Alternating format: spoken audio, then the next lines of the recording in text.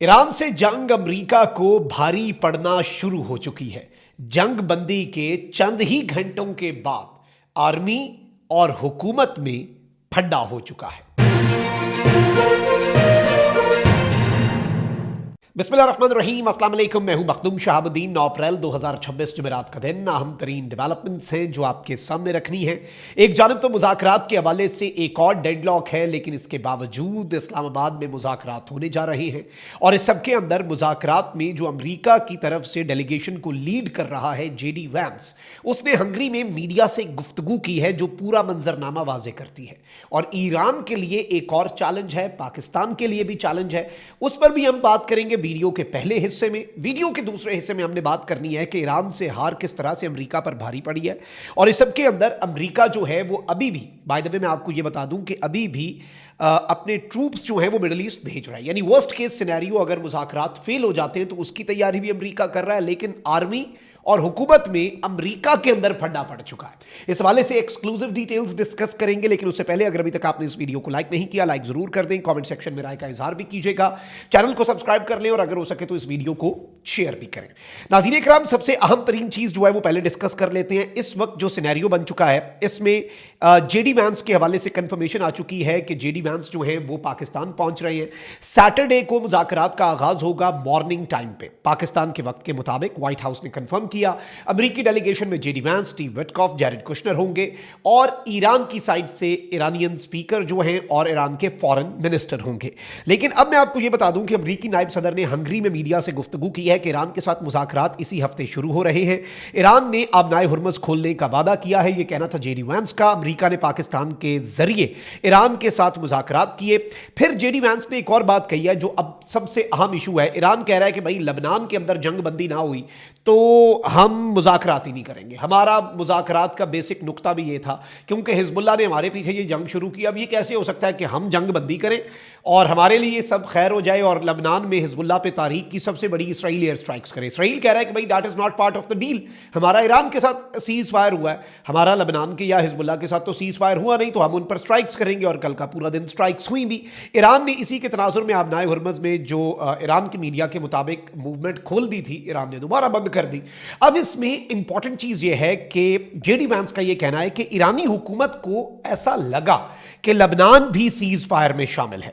यानी ये एक बड़ी इंपॉर्टेंट चीज है नाज़रीन इकराम, कि इसमें इन्होंने कहा है कि उन्हें ऐसा लगा, उन्हें ऐसा तासुर मिला, लेकिन जंग बंदी में लबनान शामिल नहीं है। और फिर JD वैंस ने एक और बड़ी अहम बात की है कि अगर ईरान चाहता है कि मामला लबनान की वजह से टूट जाए तो ये ईरान का इंतखाब होगा और लबनान पर हमले कभी भी सीज फायर मुआहदे का हिस्सा नहीं थे और हम मुज़ाकरात के लिए आमादा हैं। ईरान ने अब जो 10 नुकात लेटेस्ट दिए हैं वो हमें और पाकिस्तानियों को भी समझ आए।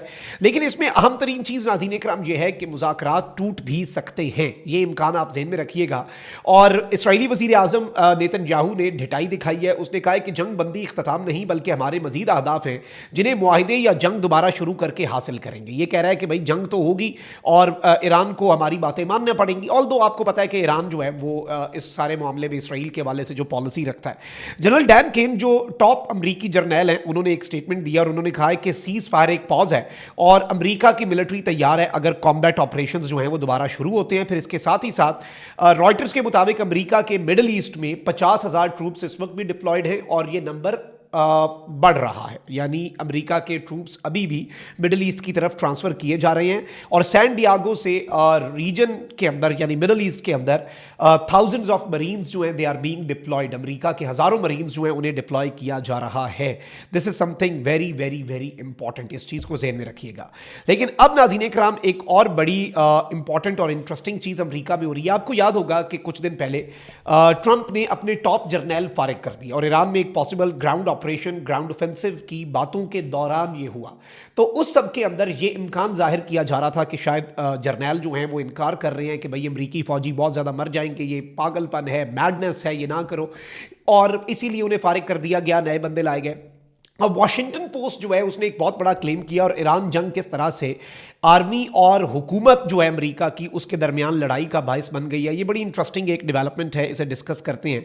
सबसे इंपॉर्टेंट चीज़ ये है कि अमेरिकी आर्मी के जो सेक्रेटरी हैं डैन ड्रिस्कोल, उन्होंने कहा कि वो इस्तीफा देने का कोई इरादा नहीं रखते। हालांकि पीट हेग्सेथ के साथ कशीदगी जो है वो मुसलसल बढ़ रही है। यानी अमेरिकी फौज का जो सेक्रेटरी है और अमेरिका का जो वजीर जंग है जिसके अंडर फौज आती है, उनके दरमियान फड्डा है, दोनों के दरमियान कशीदगी है। पीट हेग्सेथ ट्रंप की बात करता है और इनके दरमियान इख्तलाफात खुसूसन प्रमोशंस और क़यादत के फैसलों पर बहुत ज़्यादा बढ़ चुके हैं। पेंटागन के अंदर ये खदशात पैदा हो रहे हैं कि ये दोनों कब तक एक साथ काम जारी रख सकते हैं और इन दोनों के लिए एक दूसरे के साथ काम जारी रखना जो है वो इन द फ्यूचर बहुत ज़्यादा मुश्किल हो जाएगा। ये मैं नहीं कह रहा, ये वॉशिंगटन पोस्ट कह रहा है कि पेंटागन के अंदर अमेरिका का जो GHQ है आप कह लें, उसके अंदर ये खदशात पैदा हो गए हैं कि भाई ये तो अब कमांड के अंदर बड़े फड्डे बन गए हैं, बड़ी लड़ाई बन गई है। और ये बंदा कह रहा है कि भाईजान पीट हेग्सेथ चाहे या ना चाहे मैंने कोई नहीं इस्तीफा देना, मैंने कोई नहीं अपने उहदे से जाना, मैंने यहीं पे इसके सीने पे मूंग दलनी है और मैंने इसे यहाँ पर रहकर टफ टाइम देना है। तो ये एक फड्डा बन चुका है और ये फड्डा जारी बात है प्रमोशंस का मामला और इसके साथ पोस्टिंग्स और बाकी चीज़ों के मामलात भी हैं। लेकिन ऑब्वियसली जो रिसेंट कुछ जनरल्स अमेरिका ने सैक किए हैं, अपने जनरल्स जो हैं उन्हें फारिग किया है, इसे उसके साथ भी कनेक्ट किया जा रहा है और अंदर खाते जो फड्डा है वो बहुत ज़्यादा बढ़ता जा रहा है। लेट्स बी ऑनेस्ट हियर, चीज़ें जो हैं वो बड़ी मुख्तलिफ हैं, चीज़ें अभी भी बड़ी वॉलेटाइल हैं और अमेरिका के अंदर भी चैलेंजेस हैं। ईरान जो है वो भी अभी बहुत सी चीज़ों को रिव्यू कर रहा है और ईरान ने भी हाथ पे हाथ रख के ना बैठने का ही फैसला किया हुआ है। अपेरेंटली ईरान भी सरेंडर नहीं कर रहा। ईरान कह रहा है कि भाई आपने दोबारा जंग शुरू करनी है तो हम दोबारा जंग के लिए भी तैयार हैं, आपने जिस तरह से निमटना है हमारे साथ हम निमट लें, हम उसके लिए तैयार हैं। ईरान ने पहले भी जंग लड़ी, ईरान अभी भी जंग लड़ लेगा। लेकिन अहम चीज़ ये है कि ये जंग जो है ये ट्रंप साहब को बड़ी भारी पड़ रही है। इसराइल के वज़ीर आज़म नेतन्याहू के वाले से ये कहा जा रहा था और अब इसराइल के अपोजिशन लीडर ने इस सीज़ फायर को लिताड़ा और कहा कि इस जंग में नेतन्याहू ने फिर क्या हासिल किया, एंड पे यही सब कुछ कराना था। तो अब नेतन्याहू के खिलाफ खुद करप्शन चार्जेस हैं इसराइल के अंदर, उसकी अपनी हुकूमत खतरे में, ऑपोजिशन बड़ा टफ टाइम दे रही है।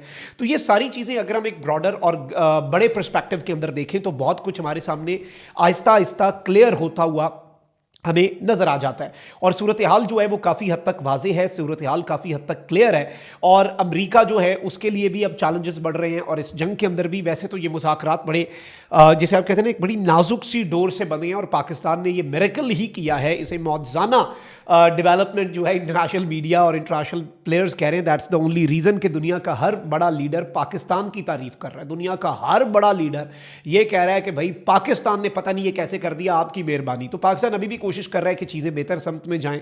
अमेरिका के अंदर ऑल्दो अंदर भी कशीदगी है, अमेरिका खुद भी कन्फ्यूज्ड है। लबनान वाला मामला अब उससे पाकिस्तान को भी डील करना पड़ेगा, चीज़ें देखते हैं किस तरफ को जाती हैं। बट ये वो डेवलपमेंट्स थी जो आपके सामने रखना बहुत ज़्यादा ज़रूरी थी। सेकेंडली अल्लाह ताला करम फरमाए, बस ये जंग टली रहे। हम तो अमन की बात करते हैं पहले दिन से अभी तक, हम सिर्फ और सिर्फ पीस की बात कर रहे हैं कि पीस होना चाहिए। पाकिस्तान ने अमन के लिए जो किरदार अदा किया, अल्लाह ताला उसे रंग लगाए, अल्लाह ताला उसे कामयाब करे। हम नेक नियति से ये काम कर रहे हैं, पूरी पाकिस्तानी कौम बड़ी फ़ख्र महसूस कर रही है कि अल्लाह ताला ये काम हमसे ले रहा है कि दुनिया को आलमी जंग से हम बचा रहे हैं। तो अल्लाह करे कि हमारी ये नैया पार लगे और हमारी जो नीयत है, हमारी जो कोशिश है वो पूरी हो जाए। अल्लाह निगहबान, पाकिस्तान जिंदाबाद।